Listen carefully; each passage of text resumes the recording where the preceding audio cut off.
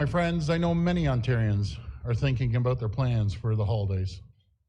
I know there are many families who are looking forward to their traditions and special celebrations, whether it's lighting the menorah or a visit from Santa. And after the year we've had, it's important that we find some time over the holidays, but we have to do it safely. I know that families are starting to make their plans, so it's important that our health officials provide advice. The Chief Medical Officer of Health and the Public Health Measures Table have provided detailed guidance on how to stay safe and healthy this holiday season. I encourage everyone to review this guidance as you make your plans for the holidays, because this year is unlike any other. We are in the second wave of COVID-19, and we can't take any chances. We have to bend the curve and stop the spread of this awful virus. And each of us has a role to play. The safest way for any of us to enjoy the holidays, no matter where we live in the province, is to celebrate with our own households. Doing so is critical if you live in a lockdown region. If you live alone, you can join one other household so you won't be alone for the holidays. Please don't have big holiday parties, don't have large gatherings. Most importantly, follow the guidelines for your region as outlined in the province's COVID-19 framework. They're clear, they're easy to understand, and they're online for everyone to learn more. And folks, we know this is really difficult time for our small businesses. That's why we're investing $600 million to help small businesses in red or locked down zones. We will cover your fixed costs. We're covering property taxes, gas bills, and hydro bills. We worked with the federal government to provide support for up to 95% of your rent and up to 65% of your payroll cost. It's why we're providing grants up to $1,000 to help small businesses cover the cost of PPE. And it's why we're investing $57 million in the digital Main Street program to help more businesses build their online presence and reach more customers. We're doing everything we can to support our small businesses, but the most important thing of all, for all of us to do, is to support small businesses this holiday season. Shop local, shop early. I know it's easy going to big box stores or ordering from the big online retailers like Amazon, but whatever you need to buy, there's probably a small business in your neighborhood that sells it. So buy it from them, especially during the Christmas time. We should try to give back to small businesses who's given us so much back to our communities. Buy from your local toy store. Stop by your local bakery. Order takeout. Believe me, folks, it makes a world of difference to those mom and pop shops. Let's spread a little more joy this season, take care of each other, and make sure we stay safe and healthy. Thank you, and God bless the people of Ontario. Now I'll hand it to Ministralia. Thank you, Premier. This has undoubtedly been a year like no other, and the holiday season will need to be a little different in order to protect our loved ones and our communities. To support Ontario families as they begin to plan for the holidays, we are providing some initial guidance on how to safely celebrate this year based on the advice of medical officials. We do know how difficult the past few months have been for many people. And as much as we all want to spend time with family and friends, we must continue to do our part to stop the spread of COVID-19. That is why, as the Premier said, we are urging all Ontarians, no matter where you live, to only celebrate in person with the people you live with. If you live alone, join one other household to celebrate with. To connect with family, friends, and coworkers over the holidays, virtual celebrations are the safest option. Or consider exploring Ontario's great outdoors, where physical distancing can be maintained while you are hiking, building a snowman, or decorating the outside of your home with lights. This is the safest way to spend the holidays this year and to protect each other.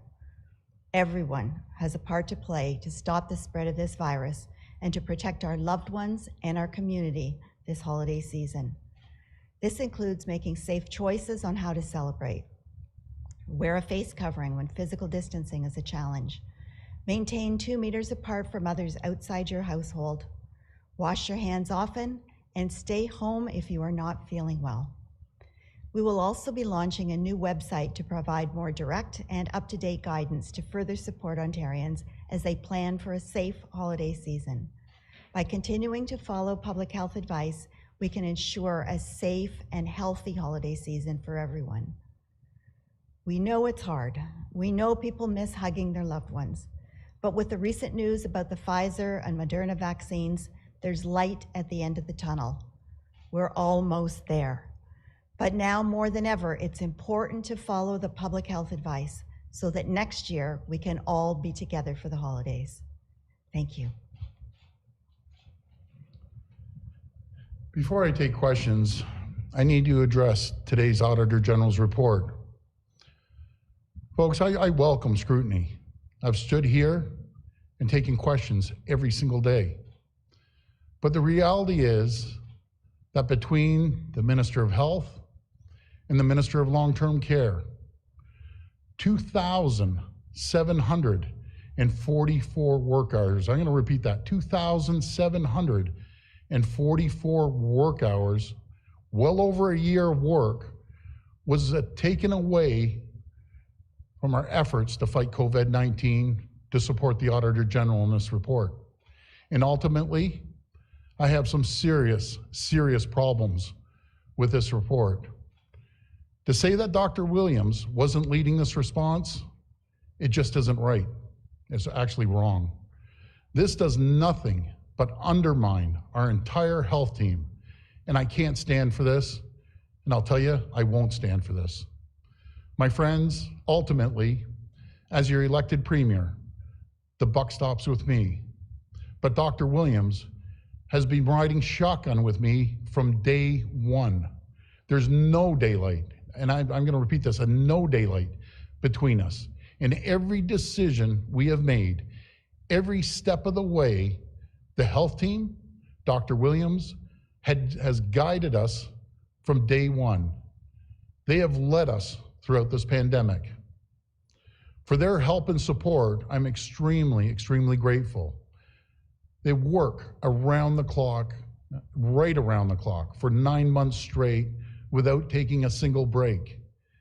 These are people who put everything they have into guiding us through an impossible situation, an unprecedented crisis. And we owe them a debt of gratitude. For the Auditor General to undermine them right now as they work morning, noon, and night to get us through the second wave, I have to question that.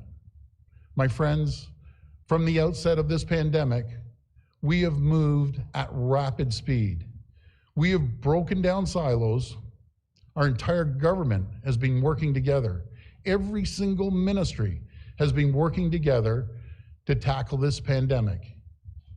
And the results speak for themselves. Ontario has the lowest rate of active COVID-19 cases among all provinces outside of Atlantic Canada. At 89 cases per 100,000 people. Compare that to other provinces. Ontario, 89 cases. Quebec, 128 cases. British Columbia, that was in this report. Ontario, 89 cases.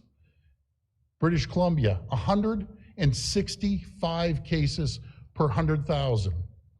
Ontario, 89 cases.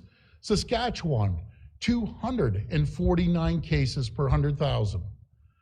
Alberta, Ontario, 89 cases. Alberta, 305 cases per 100,000.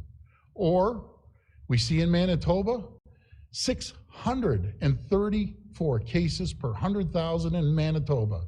In fact, outside of Atlantic Canada and the territories, Ontario has the lowest rate of active COVID-19 cases per 100,000 anywhere in North America. Not Canada, anywhere in North America. Well, no government is perfect.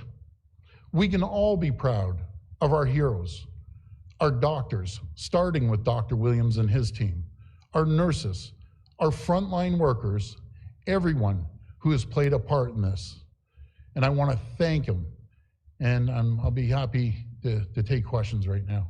We'll go to the phone line for questions. First question, please. First question comes from Lucas Meyer at News Talk 1010. Please go ahead. Thank you very much. Hi, Premier. What a day we have right now. Listen, you've got this situation at Adamson where people aren't following the rules and police are admitting mistakes in enforcement. Someone else says they're going to open up their gym in defiance. You've got a rally coming up at Queen's Park tomorrow. You have the Auditor General report acknowledging issues and specific criticisms of your government. You have CFIB on your case. Yep. We all know about the other public health officials that have criticized you. If you're losing people on all sides of the aisle here, if you feel that you're losing people and their support, how are you and the government going to get things back in order, especially with the holidays coming up? And why should people who are doubting the process trust you? Well, they can trust us because of what I just said. We're doing something right, Lucas, when we're leading North America with the lowest active cases. You know, we have guided this province through turbulent storms with the support of Dr. Williams, his health team, Minister of Health, all ministries, working collaboratively with the federal and all 444 municipalities. I get it. People are getting edgy out there and people want to open up their businesses. Well, I was nice to the guy yesterday, but buddy, let me tell you something. You need to shut down. You're putting people's lives in jeopardy. You know, I always try to be nice the first time, but this guy is just totally ignoring public health officials. You know, that's how this spreads. That's how we get out of hand, like the US states that are out of control right now. People are dying because of COVID-19. And he just wants to say, forget it, and have everyone down there. It's absolutely irresponsible and ridiculous. And then I find out he's doing so well online and takeout orders, he opened up a second location, but he wants to defy the guidelines from the chief medical officer. Unacceptable. Do you want to have cases like we see in the US or we see across Canada per capita? Some regions are over 6,000 cases, some are 10,000. You got to be kidding me. You see what's happening in Manitoba and across the other regions? We need to stick together. You want to get through this, we need to stick together. I'm not going to bend. I'm not going to start opening up all the businesses. That would be the most foolish, irresponsible decision anyone has ever made. We need people to pull together, not to go out there and just snub their nose at the regulations that we put forward. You want to see a serious crisis? It'd be a massive crisis if I stop listening to Dr. Williams, stop listening to the health table. We'd be in deep, deep trouble. Follow up? Premier, you said the buck stops with you, and you also, but also mentioning that you feel that this report undermines the public health process. There is a lot in there besides the comments about Dr. Williams. There's the issues around the asymptomatic testing, around the field staff, around not having an emergency management IT system. So in your view, after looking at this report, how much of it, like percentage-wise, do you feel is a legitimate, fair criticism of you, and how much do you feel isn't? Well, the Auditor General, let me just tell the people at home the Auditor General's role. The Auditor General is to go through the financial statements of all ministries and look for value for money. The Auditor General's job is not to be the chief medical officer, not to be the ombudsman, not to sit there and give us health advice, which I've always said there's a big problem with an accountant that starts giving me health advice or vice versa, or the doc's trying to give me economic advice. It doesn't work out well. So all I'm asking for the Auditor General, after 21 pages, I'm going to repeat this, 21 pages of inaccuracies throughout this report, for ever since day one, since I've been Premier, you've never, ever heard me criticize the Auditor General. Never. If there's financial issues, I'm here. I'll sit there and, I'll answer the questions day in, day out. But to sit in the office and throw hand grenades at Dr. Williams and his team and the Minister of Health is totally unacceptable. Totally unacceptable. Stick with looking for value for money. Stick with the job that we hired you for. Don't start pretending you're a doctor or a health professional, because I can tell you, you aren't. Stick with the numbers. Stick with the number crunching. Next question. Next question comes from Nicole Lampa at CTV Kitchener. Please go ahead. Hi, Premier.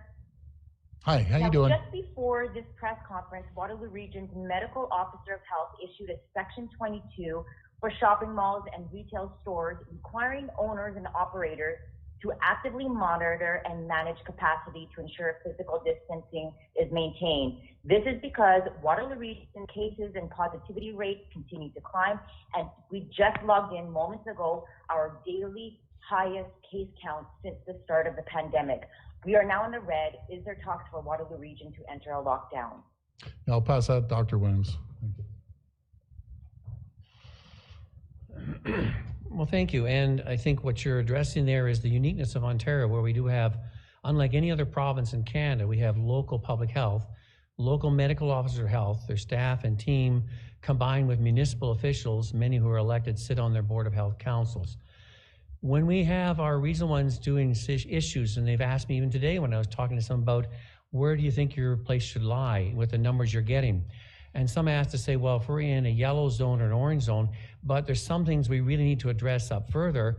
Are we supposed to go ahead and put a Section 22? And I said, we've always encouraged you, if you see unique things in your area that you want to go beyond the ROA, that's expected of you. As a local medical officer of health in my area for many years, I never waited for Toronto to tell me to get my job done. I went ahead and did it. And you do those things. You make sure your board understands, you make sure the public understand, and you make sure you have the evidence to support that decision. And our medical officers do that. That's one of the strengths of Ontario's public health system. We have that in place. And I talked to a couple who said they're going to do that. And I said, excellent, can you document that? Send it in so we can make sure we have consistency across the province. Because if I'm doing something in my area and you're in the same color zone next to me, they're going to ask, why is he doing it? I'm not doing it. And the coordination between them is very critical. They know that, they understand that, and we are doing that, and they've been excellent at coordinating throughout the whole process. So I applaud them for doing that, because that's their job, that's what's in legislation, that's the requirement of their position in their local area. Follow up? Does this mean, have you had talks about Waterloo Region entering a lockdown? As of today, when we're reviewing the numbers, we had no one potentially entering a lockdown. So we didn't talk to anyone about a lockdown. I think they're all concerned, especially those that are in the red zone. Are they getting ready to move into that? And we had no health unit to consult at this stage that we saw was entering into the lockdown further. We'll have some further discussions with them. So no, we didn't have that discussion. Next question. Next question comes from Lorenda Redikoff at CBC. Please go ahead. Hi, Lorenda. Hi there. First question regarding the auditor's report. Premier Ford, how do you justify spending $1.6 million to get a consulting firm to tell you who to put on that COVID command table, on the various tables, pardon me? I'll pass that to the Minister of Health.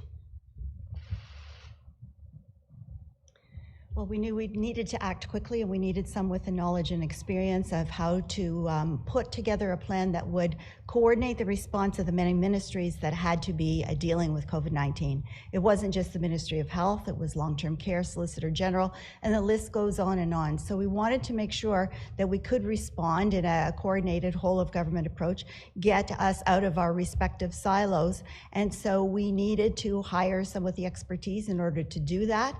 And that money, I believe, was well spent, because we have been able to have that coordinated response, and to make sure that that I know in Ministry of Health what's going on in the other ministries, because that will help determine some of the decisions that we need to make. So this was a firm that had experience in putting together plans in some of the US states and other locations, and so that's why we went to this particular organization. Follow up? Onto the plans for Christmas. Medical experts have been calling for you to take stronger measures in the weeks before you put the current one in place. What do you say to responses that the advice for these holidays could have looked different for people had you acted faster. And if I can also squeeze one more in there, what are your recommendations for people for flying or traveling, particularly if they are isolating beforehand? Well, first of all, you could always say, should have, could have, would have. Again, I listened to Dr. Williams and the health team, take guidance from them, and I'm happy that we made this decision because we have to lower the numbers. It's very simple. If I didn't do it, we got some people out there saying, keep the businesses open. You have other people saying you need to close them down. We're trying to do a happy balance. We have to keep the economy moving and protect the health and well-being of every single person in this province. And that's the number one priority. Health is number one priority. Without the health, we have no economy. All of a sudden, you start filling up the hospitals, the ICU units. You have backlogs of surgeries not getting done as you fill up the hospitals. We have to stop the spread. It's very simple. Next question. Next question comes from Robert Benzie at the Toronto Star. Please go ahead. Hi, Robert. Hi, Premier. I wanted to ask you about a story that's on our front page this morning about this alleged $11 million fraud of provincial funds that were designed to go to families, mostly with kids with special needs. It looks like the police are investigating. The government is contending that $11 million was stolen. I'm just wondering for your thoughts on that, and how could this happen? Are you not doing enough oversight? Yeah. Well, first of all, my hands are tied. It's in front of the courts, but what I can tell you, it's totally unacceptable what's happened, and I'm sure they'll face the consequences. It's unacceptable.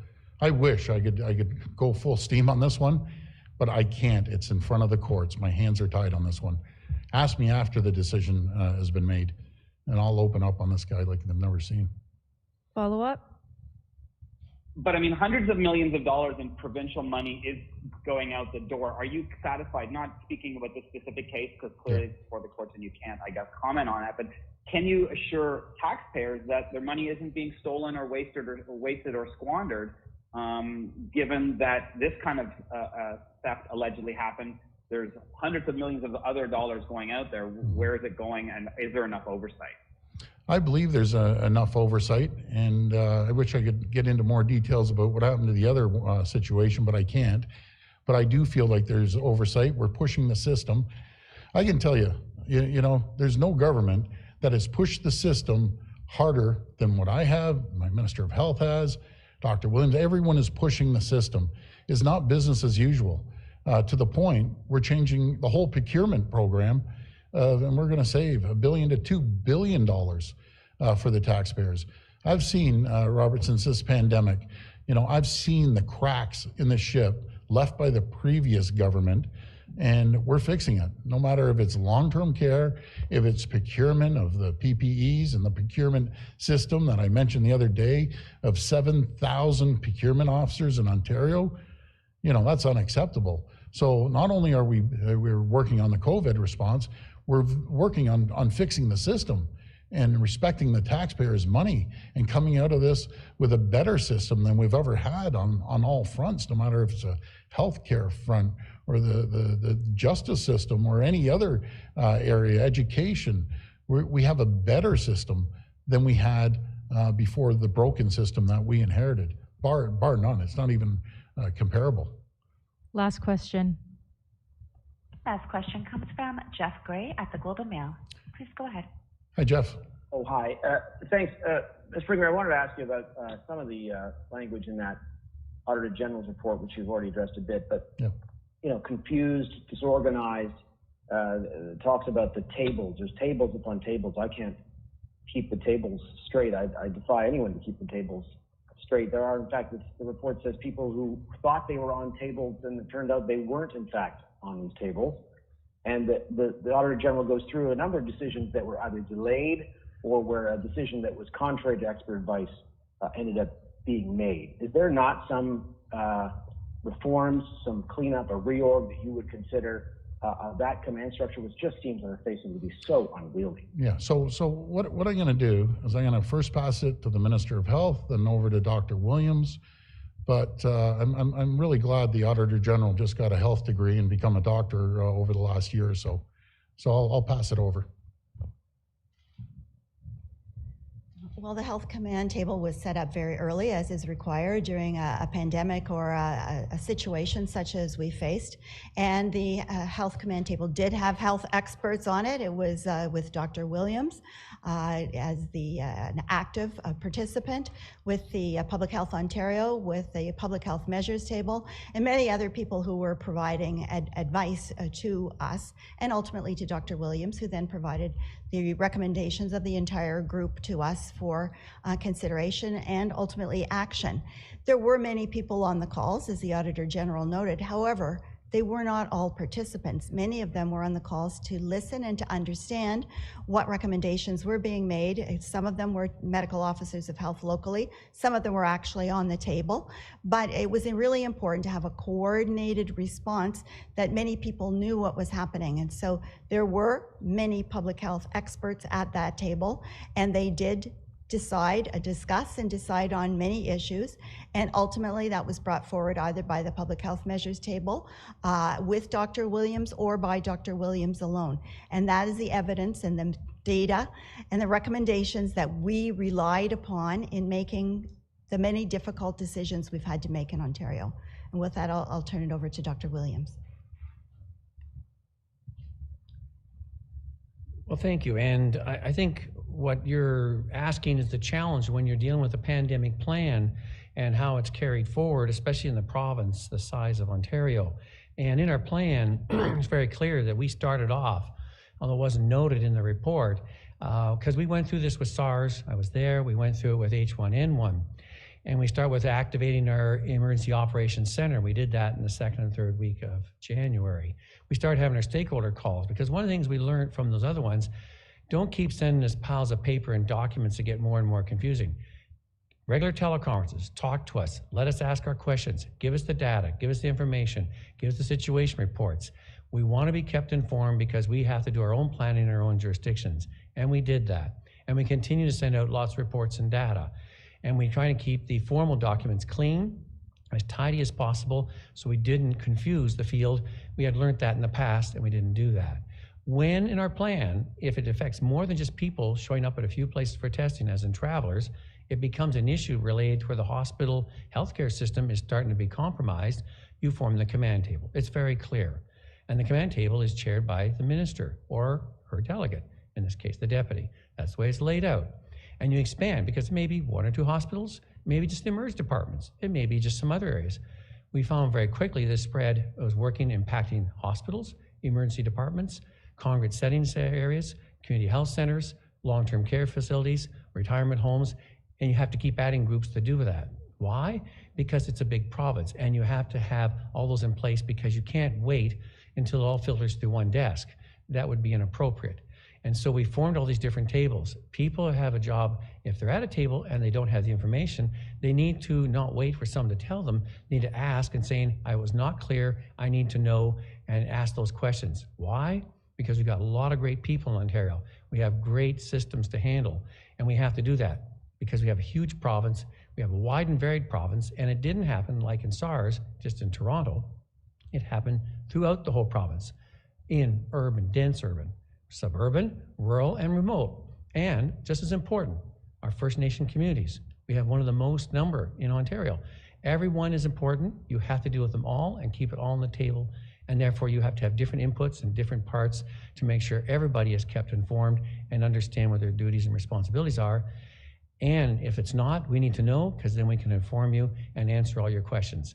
That's how it works, and that's how we have to continue working, because we're not out of it yet, and we'll continue to drive forward. And I really appreciate all the work of all the different people at the tables, and we're talking a lot, and they devoted hours and hours of their own time asking, looking, analyzing, and giving direct advice and clarity to the matters. That's how it works in Ontario, and I really appreciated all the work of our local health units, of our people in Ontario Health, of our health table, of our deputy minister, of all the ADMs. They all took part, and of our government-wide systems, because it affected all parts of government. And this is a big job, never before faced by our province, and I really appreciate all the input, and especially the ongoing leadership and receptiveness of the Minister of Health, Deputy Minister, Deputy Premier, and the Premier, who not only I find my advice is easily and readily accepted, they're asking for it. And so I try to make sure it's as clear as possible all the time throughout, and we have to just continue doing that and keep things moving. So thank you for everything's done, and we just ask everybody, stay at the task. We're not there yet. There's a light at the end of the tunnel. We got a lot of big jobs ahead of us, but it looks like we're moving things in the right direction all the time. Follow up? Just to follow up then, you've mentioned your confidence in Dr. Williams. Minister Elliott, I think, stated today on this issue of whether the advice that Dr. Williams, the Public Health Measures Table, and Public Health Ontario make should be made public before it goes to Cabinet, so the public can see what advice is being followed and what advice isn't. Minister Elliott suggested that was the case. We know that's not the case because Dr. Williams has said that multiple times, that he's not able to release that advice. It's a recommendation of the Auditor General. It's a recommendation in the SARS Commission. Will you commit now to allowing the advice that the Public Health Measures Table and Dr. Williams and Public Health Ontario make in a health emergency public, so that the public can evaluate and we take you at your word, but the public could actually see firsthand what advice you're following? Well, I appreciate that, and I'll bring that back to Cabinet, and I'll have an answer over the next few days.